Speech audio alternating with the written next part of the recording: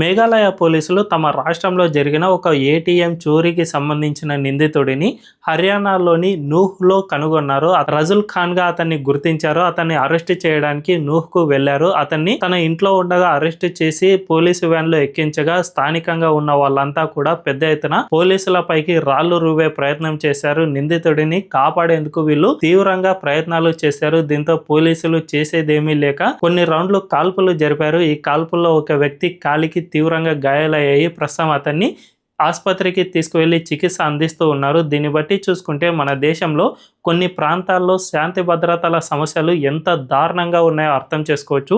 ఇదే నూహ్ ప్రాంతంలో గతంలో పెద్ద ఎత్తున మత ఘర్షణలు సైతం జరిగాయి. అంటే ఇలాంటి ప్రాంతాలపై ఇప్పటికైనా రాష్ట్ర ప్రభుత్వాలు కీలకంగా దృష్టి సారించాల్సిన అవసరం ఉంది. ముఖ్యంగా హైదరాబాద్లోని పాత బస్తీలో సైతం ఇలాంటి శాంతి భద్రతల సమస్యలు చాలా ఎక్కువగానే ఉన్నాయి.